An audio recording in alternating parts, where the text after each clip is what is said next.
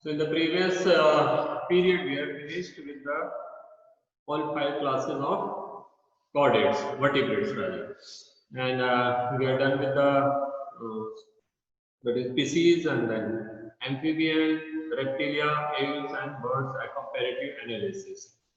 Mammalia, of course, is a very big group, and mammals are further subdivided into 3 groups. That is, those mammals which are laying egg, duckbill, and platypus are 2 examples. Both of them are found in the Australian subcontinent.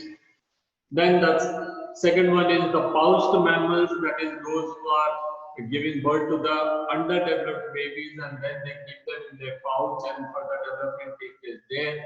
That includes all the koalas and kangaroo rats and a variety of mammals which are found in the Australian subcontinent again.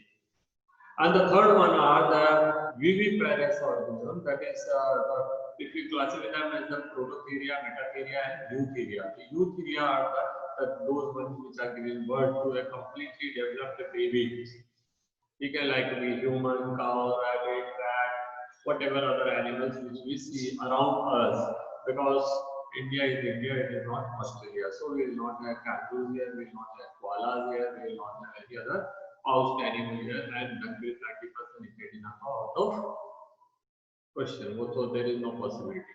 So on the most of the world, we will find the only eutherian organisms. Prototheria and metatheria are highly concentrated only in the Australian continents. Okay, so that's what the distribution of the various class of mammalia. Okay, so now today first we will do the question answer, and I think you should be able to answer the questions. Let us see what was the chapter here. Mammalia, you can see here the duckbill platypus. The beak is somewhat similar to that of the duck, and that is why it is called duckbill platypus. And then it is the metatheria one, which is giving birth to the partially developed baby, and they are keeping them in the pouch. Here is the pouch, and these are the eutherian animals. All the mammals, as you know, that is you can identify mammals by presence of ears, presence of hair on their body. You can, and they will be giving birth to the young one, and these are the general characters by which we can at once recognize what the mammals are. Let us do with the question and answer. First question is, what are the difficulties that you would face in classification of animals if common fundamental features are not taken in account? Then everyone's classification will be different, because some criteria which is chosen by someone will be different from the criteria which is chosen by someone else, and it will be giving a very versatile classification which will not be having any uniformity, and that is why we have to choose some common criteria, and that makes our study simple. Question 2, if you are given a specimen, what are the steps you would follow to classify it? So very first thing we will see whether it has got notochord or not. If it notochord or vertebral column, if it doesn't have notochord or vertebral column, that means it is non-chordates. Then we will see the organization, whether it has got cellular grade of organization or tissue or organ system.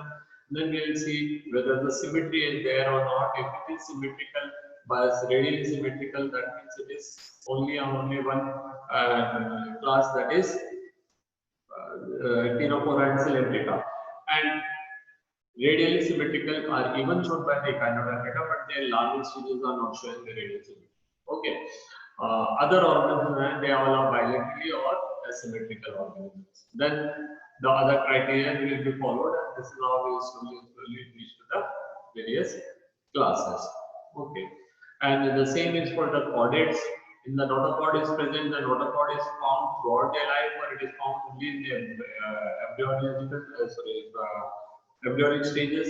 If it is so, then they are called protochordates, and if the notochord is present throughout their life, but vertebral columns are not formed, then it is cyclostomata-like organisms, ectostomato and gnathostomato. This is how we classify. Gnathostomates are further classified on the basis of locomotory organs. If they have got fins, then they are called fishes, and if they have got four legs, they are called tetrapoda, and tetrapoda are further classified on the basis of their endoskeleton, on the wall, on the basis of their habitat, and on the basis of their the various type of organ systems found. We can identify them solely by looking at the presence of exoskeleton. So exoskeleton is a good criteria. You see, if someone asks you where Mr. Sharma lives in your colony, a particular name is asked. Suppose ask कि Dhirendra Sharma जी कहाँ रहते हैं? ठीक है? So the best way is to चलो he asks someone, the gatekeeper he asks on the main gate, then he can say sir third row में चले जाना, वहाँ पे मकान है उनका, उनके घर के सामने white color की मारुति खड़ी, now there may be number of Maruti cars, although there are so many houses. So what the person who is looking for a house looks for the name on the gate. Okay. If we got the name, it will be very good. You will simply, otherwise you will have to enter inside. The same thing is that if we can classify the organ from the external appearance, well and good. Otherwise, we will have to cut it and see whether the organ system are there, or the organs are there, or whether heart is two-chambered or heart is three-chambered, or heart is three-chambered but it is partially divided. That is not a correct way of classification. The classification should be done from the external features only. Most of the things should be clear from the external features. So that is why we are taking the segmentation, symmetry, and exoskeleton. These are the features which you can see from the outside only, and you can make out that the given organ is what. If it has got the jointed appendages, but the bones are not there, then it will be arthropods. If it has got the shelled body, then it is mollusca, and if it is radially symmetrical and the body is little bit rough, then it is chitinurate, but the radially symmetrical body is smooth, then it is cylindrids, and radially symmetrical but body is with having omoplates, it is called ctenophora and all. See, so the classification becomes very simple. Question number 3. How useful is the study of nature of body cavity and coelom in classification of animals? So that's a very important criteria because it gives us that it forms the basis of the classification, like the nature of the body cavity. Now there are two types of body cavities we have seen. That is in the cylindron, it is simply a cavity, blind side body cavity. Again, then we are saying in the pseudo-coelomate organisms, a cavity is there, but it is a false cavity, which is found in case of plateal nematode. And then a true cavity, which is existing between two continuous mesodermal layers. Okay. So it gives us a clear distinction that what can be categorized as a ctenophora, what can be classified as cylindrid, what can be classified as plateal, and what are the other higher organs.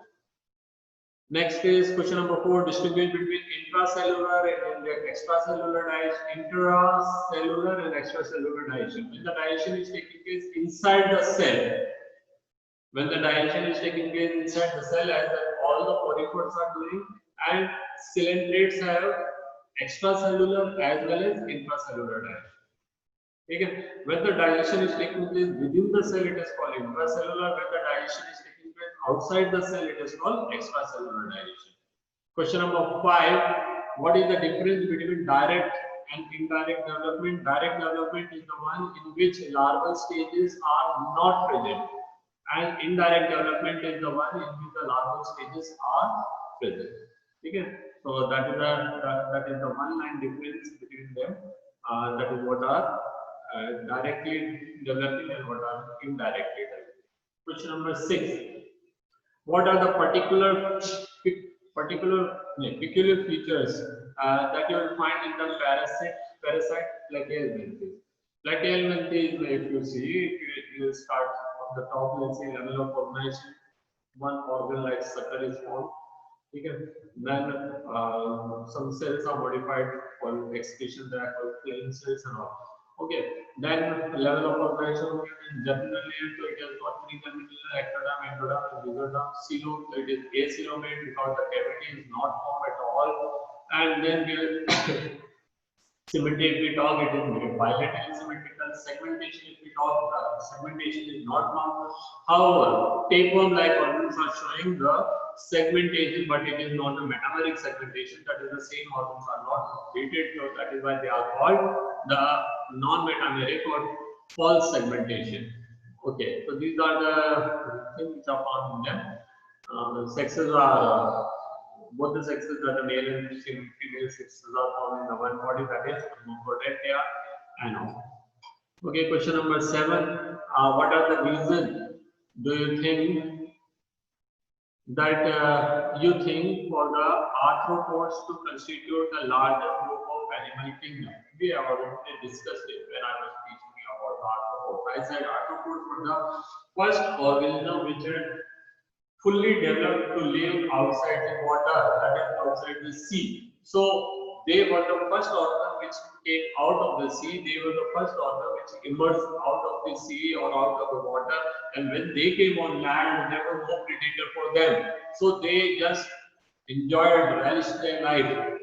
And they continually multiplying and increasing in number. And since there were a lot of what you call mutagenic factors available on the land, so they started forming a lot of mutation in the formation and of new species and all. By the time the other animals emerged on land, which became predator for them, by then that time they are already multiplied and extinct to a very great extent. Reason number 1. Reason number 2 is that is they are well adapted to conserve water. Their exoskeleton is made up of chitin, which does not allow them to lose water.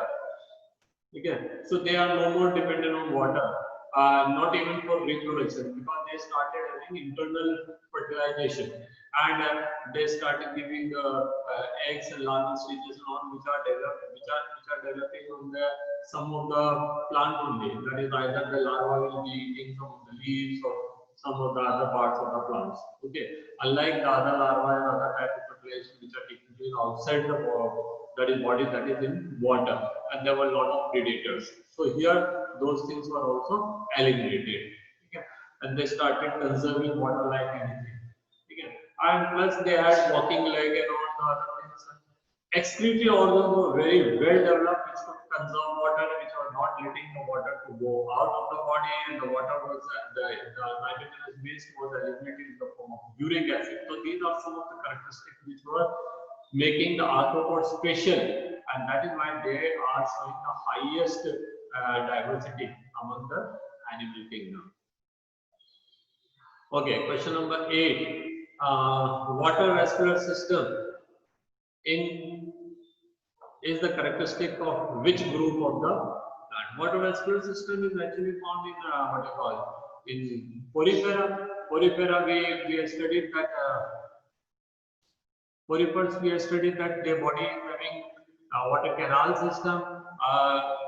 The entire body is having a lot of pores, spinal pores, which are known as ostia, and each of these ostia opens up a canal, and all of them are ultimately open into a central canal, which opens to the exterior media with a big opening called osculum. Okay, and all the cells of their body are directly or indirectly in contact with the water canal, so that whatever is their requirement that they can get from the surrounding. Okay, so water canal was that question was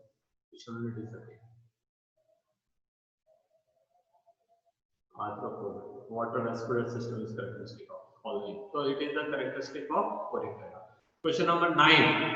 All vertebrates are chordate, but not all chordates are vertebrate. That I explained on the Friday's lecture. I said that vertebral column is actually modified from the notochord. So notochord is must. And these all vertebrate organisms are showing chordate notochord present in their embryonic stages. However, later it develops into vertebral column. But not all the chordates are in vertebral column. There are some chordates in which the vertebral columns are not yet formed. May it be protochordata, or may it be protochordata like Urochordata and Cephalochordata, or even the Cyclostrobata. There, the vertebral column is not yet formed. Their notochord is only present in the form of notochord and all. Okay, so All the chordates are not vertebrate, but all the vertebrate are chordate. Okay. Question number 10. How important is the presence of bladder in feces? Bladder gives them buoyancy. Bladder gives them buoyancy. Now, you will find that most of the fish, that is the bony fish, they have got bladder. But you will not find the bladder present in chordate phase, or that is the fish with the cartilage. Fish with the cartilage are found only in seas. And you know the density of the water in the sea water is already more. So they themselves does not allow the organism to sink, because up to a level they will go down, and then time will come where the density becomes safe. And that is why they require less. And moreover, the chordates, the chordate they are very swift animals. They keep on swimming with a very rapid, so the chances of their sinking is less. But the bony fishes, they all require bladder, which gives them buoyancy up to a certain extent, and which reduces their swimming speed and all. Okay, they are not so much active compared to that of the chordate fish. Question number 11. What are the modifications that are observed in the birds which help them fly? There are a number of observations you can see, number of characters you can see. That body is streamlined. It is narrowest with the big point where that is very pointed, so that they can easily cut the air. The bones are hollow, so that the body weight reduces. The forelimbs are modified to wings, which help them to fly. And the entire body is covered by feathers, which of course the feather is not helping in flying and all, but feather is actually maintaining the body temperature. Their lungs have got 5 chambers, in which some of the chambers will always have air during flying. So between the one exhalation and second inhalation, the time is there during which also the blood is not devoid of oxygen, rather it will have continuous supply of oxygen. So these are some of the characteristics which makes the birds better for flying. Question number 12. Could the number of eggs of or the young one produced by oviparous and viviparous mothers be equal? No. The viviparous cannot produce such a large number of eggs which are produced by the oviparous organisms of lower organ species. Like fish, at a time they may lay somewhere about 5,000 eggs. Okay, and insects which are laying so many eggs at once. Okay, if the viviparous also 5,000 babies in growing in the uterus grown case, it will neither there will be sufficient space, nor there will be enough food available for them, nor there will be proper elimination of the waste and all. And the oviparous organism need to produce large number of eggs in order to maintain their number, because their eggs are exposed to the external predators. Now, birds lay their eggs. There are a number of predators which can pick them. It may be some other birds, it may be snakes, it may be some lizards or some other organisms which may eat away their eggs. Or their eggs may dry, or their eggs may fall, or eggs may break and all. Or the eggs which are laid by the bird, like the fish and the amphibians which are in the water, they are continuously taken away by the other animals. When they simply open their mouth, large number of eggs they are taken. So not all of the eggs develop into young ones. But viviparous ensures that if the fertilization is taking place, it will be given birth. So viviparous does not require those many babies to be produced, those many young ones to be produced as as many eggs to produce as the oviparous. Question number 13. Segmentation in the body is first observed in which of the class? It was first seen in the Annelida. Okay, match the following. देखते हैं operculum किसमें मिलेगा? Bony fish में. Is the bony fish given name? Given for the mollusca product. Bacteria मिलेगा. Cyclostromata and Chondrites, Mammalia, Osteichthyes. So A is matched with 8. Parapodia is found in Annelida. B to 5. Comb plates in Ctenophora kind. A1. So D is matched to 1. Scales किसमें मिल रहे हैं? Scales तो मिल रहे हैं cyclostomic नहीं.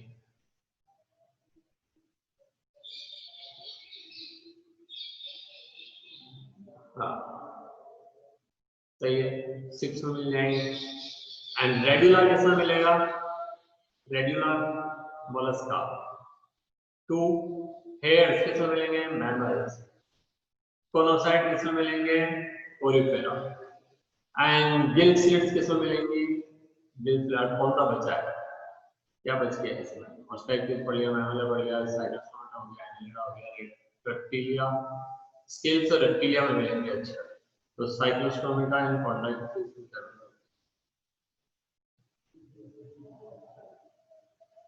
Gill slits, ठीक है, gill slits will found. तो H के साथ में 6 जोड़ दीजिए. दोबारा बोल देता हूँ. A is matching to 8, parapodia, that is D is matching to 5, scales matching to reptilia 4, homeplates matching to Ctenophora 1, radula matching to, radula is actually radula is इसके साथ जा रहा है, ओरिफेरा नहीं है, mollusca 2, and hair is found in mammalia 7, and conocytes to conocytes are found in mollusca porifera, that is 3, and gill slits are found with the cyclostomica and Condyctis. Okay, prepare a list of some of the animals that are found the parasitic in the human being. That you can do. So with this chapter is over, question answer are done, and I will give the introduction of next chapter. So अब हम आते हैं next. Next chapter is chapter 20. We are doing from the one of this chapter, one of this side and one of that side and all. तो हम आ जाते हैं locomotion. हम आएंगे locomotion. Animal kingdom we are finished. Go to downloads and see.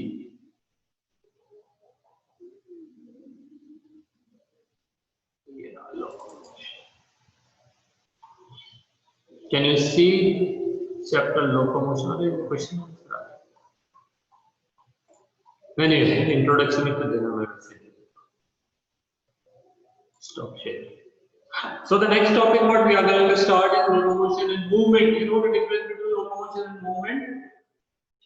We are in class 11th and it is obviously anybody can tell what is the difference between locomotion and movement. Locomotion is the case in which the body can shift from one place to another, whereas the movement is merely change with respect to time. A body, all the locomotion is movement, but not all the movement is locomotion. So quite obvious. That is, if I have to move from here to here, that is locomotion from one place to another, then also I am moving and standing is also I can move. Even blinking of my eyes also movement, and movement of my lips are also movement, and hand movement of the hand. But the body is stationary in one place. So I am showing movement but not locomotion. This time I am showing locomotion as well as movement. Okay, so movement and locomotion both are characteristic of living beings. All the living beings, irrespective to whether they are sedentary or whether they are mobile, they all show certain kind of movement. Without movement, living beings cannot be living. Movement is required in order to move the food. Movement is required in order to eliminate the waste. Movement is required in order to distribute the various type of things in the body, like the blood circulatory system or other.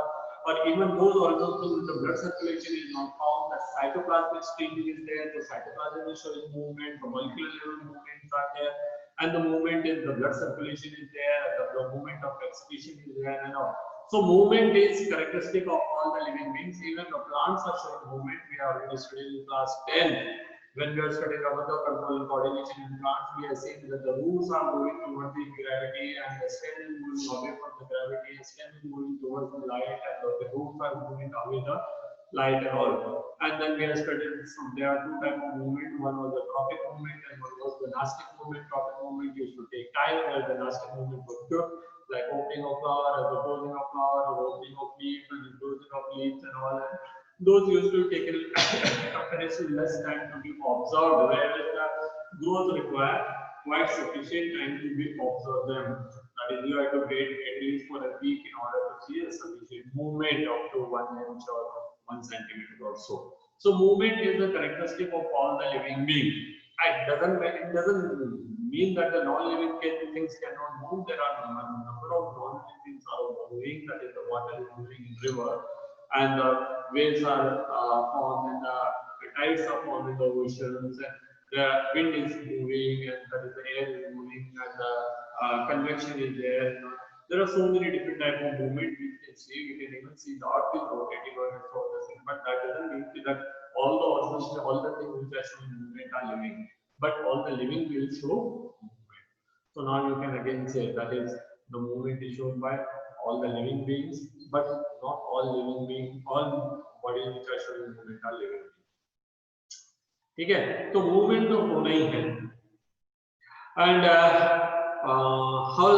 what are the reasons? What are the need of movement? Movement physiology it is very important because it requires to distribute the various types of things. It requires to eliminate certain types of substances, movement of the gases into the body, waste out of the body like carbon dioxide and all, movement of the food substances, and movement of other hormones and other required substances. Okay? And in order to move from the unfavorable condition to favorable conditions and all, and opening and closing of the power and opening and closing of the leaves, they all are movement. There are numerous types of movements shown by the living. But when we talk about the locomotion are restricted to only animals. Very few plants which are floating plants they can show movement. Algae can show movement. Okay? But that is a passive movement, not an active movement. They cannot move in the direction where they want to move. Okay? So that is there is a difference in their locomotion. But all the animals are showing locomotions even, except a few like Porifera, we are seeing they were not moving, they were stationary. Then there are some parasites like tapeworm, Escherichia, and what you call liverworm and all. They will be attaching to the certain part of the body, like the intestine or the liver cells and all. And then they also doesn't show movement because they do not show locomotion because they lack locomotive organ. Now those which show locomotion, the question is why they show locomotion, why a body has to move from one place to another. We can say if the lower organs are not showing any locomotion, then what are the needs of the higher organs require locomotion? Why is that you move from one place to another? Or why is that I move from one place to another? Why I have to locomote my body?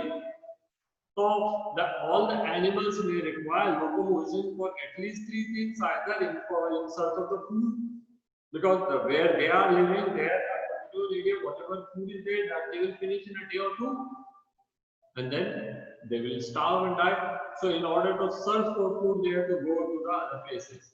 Second, they have to protect themselves from again some other predators. For that, they have to move or locomote from one place to another. Like a deer is grazing and suddenly a lion comes. Then there is a need for the deer to locomote as well as for lion to locomote. Lion would like to catch the deer and the deer would like to save his own life. So one is moving for food, other is moving for protection. And the third very important thing is that is for mate. That is when they have to undergo reproduction, they have to look for their partner. And for that, the search of the partner is again a need of locomotion. So three important reasons for which they show movement or locomotion rather. That is in order to search the food, in order to protect themselves against predator, or against the harsh conditions of the environment, or other against anything unsuitable for them. Okay, and the third one is that is for mate. Now, how the movement are done and how what are the organs involved in that, I will study in the next class. So till then, thank you children. Good day.